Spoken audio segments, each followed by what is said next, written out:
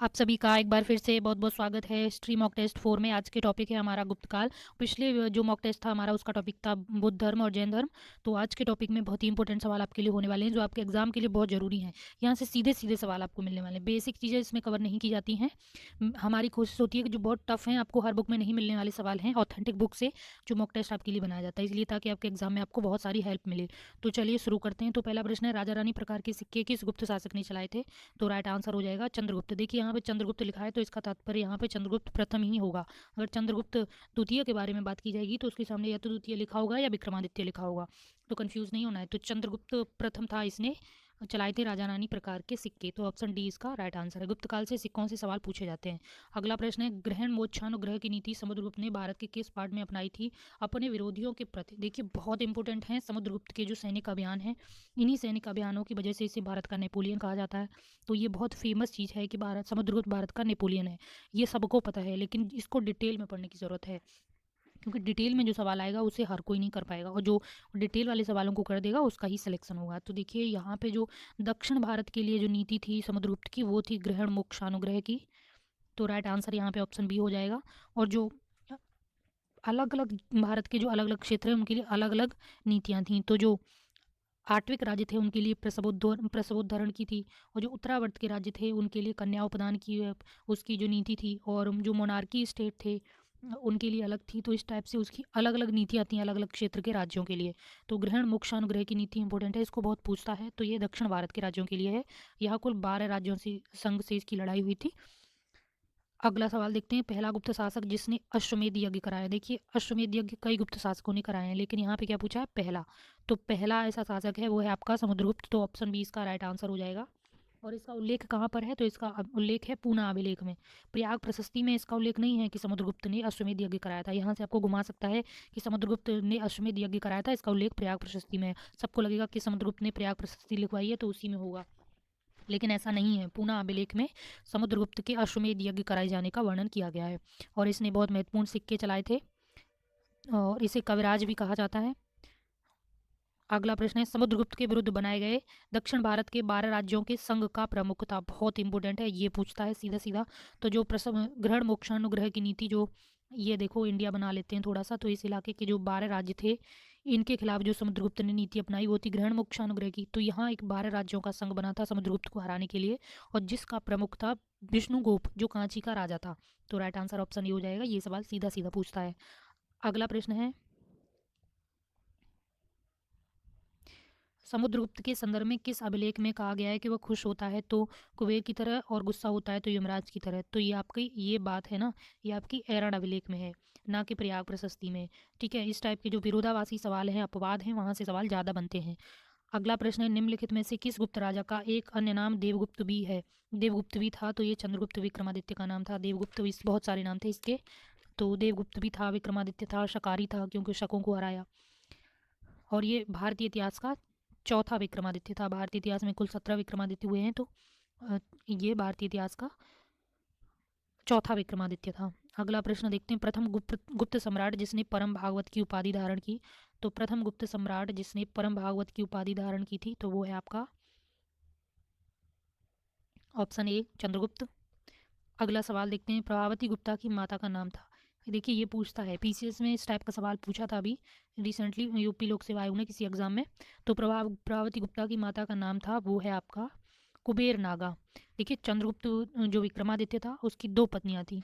एक तो उसकी पत्नी थी कुबेर नागा और दूसरी थी ध्रुवस्वामी जो उसके भाई रामगुप्त की पत्नी थी जिससे उसने बाद में शादी कर ली थी। तो जो प्रभावती गुप्ता है वो कुबेर नागा की बेटी थी और जो कुमार गुप्त है वो ध्रुवस्वामिनी का बेटा था। तो इस तरह से ये पता होना चाहिए आपको, ये पूछता है और मिलाने के लिए भी पूछ लिया जाता है। भारतीय इतिहास का चौथा विक्रमादित्य था तो वही चंद्रगुप्त द्वितीय। अगला प्रश्न देखते हैं गुप्त काल से संबंधित स्मृति का नाम है तो ये आपकी नारद स्मृति है। ये इंपॉर्टेंट क्यों है? क्योंकि इसी स्मृति में चंद्रगुप्त विक्रमादित्य ने लिखवा दिया था कि अगर स्त्री का पति मर गया है तो वो दूसरा विवाह कर सकती है, यानी विधवा विवाह कर सकती है। तो आप स्मृतियों को समझें एक संविधान संशोधन की तरह। जो कानून उस टाइम में चले आ रहे थे उनमें जो संशोधन किया जाता था वो स्मृतियों के द्वारा ही किया जाता था। स्मृतियाँ बेसिक जो नियम कानून नहीं थे सनातन धर्म के, स्मृतियाँ तो एक संशोधन की तरह थी, जिसको जो आवश्यक लगा उसने उसको ऐड कर दिया। तो ना ही मनुस्मृति हमारे सनातन धर्म का आधार है, ना ही नारद स्मृति है, ये सब संशोधन की तरह है। तो ये नारद स्मृति में गुप्त काल में लिखवा दिया था कि जिस स्त्री का पति मर गया वो दूसरा विवाह कर सकती है, यानी विधवा विवाह कर सकती है। तो राइट आंसर ऑप्शन बी हो जाएगा। अगला प्रश्न है, महेंद्रादित्य की उपाधि धारण की थी। तो ये महेंद्रादित्य की उपाधि धारण की थी कुमारगुप्त ने। और देखिए समुद्रगुप्त ने अश्वमेध यज्ञ कराए थे, प्रथम गुप्त शासक था, और ये अश्वमेध यज्ञ है कुमारगुप्त ने भी कराए थे। तो ये दो राजाओं ने अश्वमेध यज्ञ कराए थे। चंद्रगुप्त द्वितीय ने अश्वमेध यज्ञ नहीं कराए हैं, तो इसलिए सवाल पूछता है किन दो राजाओं ने कराए थे। तो समुद्रगुप्त ऑप्शन में ना हो तो कुमारगुप्त ने भी कराए थे। अगला प्रश्न देखते हैं, पुष्यमित्र जाति का आक्रमण किस गुप्त राजा के कार्यकाल में हुआ। देखिए हूण आक्रमण फेमस है, वो पूछता है, वो उसके बारे में सबको पता है, लेकिन पुष्यमित्र जाति का आक्रमण भी गुप्त काल में हुआ था, और ये हुआ था कुमारगुप्त के समय में। और इसने कुमारगुप्त ने अपने बेटे स्कंदगुप्त को इनको दबाने के लिए, विद्रोह को दबाने के लिए भेजा था। अगला प्रश्न है, किस अभिलेख से ज्ञात होता है कि स्कंदगुप्त ने हूणों को पराजित किया। तो स्कंदगुप्त ने हूणों को पराजित किया, ये आपका उल्लेख होता है भितरी स्तंभलेख से। ऑप्शन ए इसका राइट आंसर है, भितरी स्तंभलेख। अगला प्रश्न है, रजत सिक्के जारी करने वाला प्रथम गुप्त शासक था। तो रजत सिक्के जिसने जारी किए थे वो प्रथम शासक था आपका चंद्रगुप्त द्वितीय। ऑप्शन सी चंद्रगुप्त द्वितीय। यहाँ पे आपका चंद्रगुप्त द्वितीय नहीं होगा, यहाँ पे आपका चंद्रगुप्त होगा, यानी चंद्रगुप्त प्रथम, इसने रजत सिक्के जारी किए थे प्रथम बार। तो ये सही कर लें थोड़ा। अगला प्रश्न है, गुप्त काल में उत्तर भारतीय व्यापार निम्नलिखित में से किस पत्तन से होता था। तो ये ताम्रलिप्ति बंदरगाह से होता था। अगला प्रश्न है, घंटासाल नामक बंदरगाह का संबंध है। तो ये आपका गुप्त काल से संबंधित है।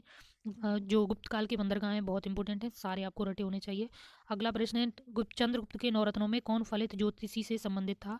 तो फलित ज्योतिषी से जो संबंधित है आपका वो कौन सा है।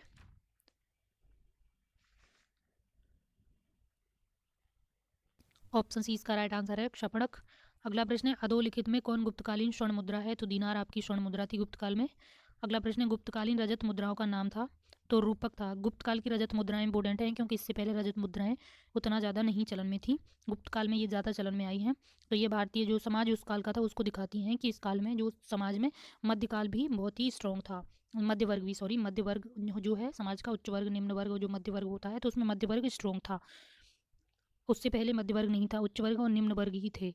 अगला प्रश्न, गुप्त काल में भूमि राजस्व की दर थी तो उपज का छठा भाग होती थी। यह हिंदू शास्त्रों में भी इसे आदर्श बताया गया है। अगला प्रश्न है, प्राचीन काल में सिंचाई कर को कहते थे। तो विदक भागम सिंचाई कर को कहा जाता था। प्रश्न है 22 आपका, तीसरी शताब्दी में वारंगल प्रसिद्ध था। तो वारंगल आपका लोहे के यंत्रों के लिए प्रसिद्ध है। अगला प्रश्न देखते हैं, गुप्त काल में प्रांत को किस नाम से जाना जाता था। देखिए जो चीज़ चेंज हो रही हो ना उसको जानना जरूरी होता है। तो प्रांत का नाम जो विषयन होकर यहाँ भुक्ति होता है। तो ऑप्शन सी इसका राइट आंसर हो जाएगा। अगला प्रश्न है, निम्नलिखित में से कौन गुप्त काल में अपनी आयुर्विज्ञान विषयक रचना के लिए जाना जाता है। तो सुश्रुत, ये इजी सवाल है। अगला प्रश्न है, गुप्त सम्राट जिसने हुणों को पराजित किया। तो स्कंदगुप्त ने हुणों को पराजित किया था। और जो हुणों का आक्रमण है वो नरसिंह गुप्त बालादित्य के समय भी होता है और तब इसका शासक होता है मिहिरकुल। ठीक, तो ये आपके गुप्त काल से संबंधित बहुत मोस्ट इंपॉर्टेंट एमसीक्यू थे। अगला जो मॉक टेस्ट 5 है उसका टॉपिक हमारा है हर्षवर्धन और पल्लव वंश। तो ये अगले मॉक टेस्ट के लिए आप लोग तैयार रखना। तो अगले वीडियो में फिर मिलेंगे, तब तक के लिए धन्यवाद।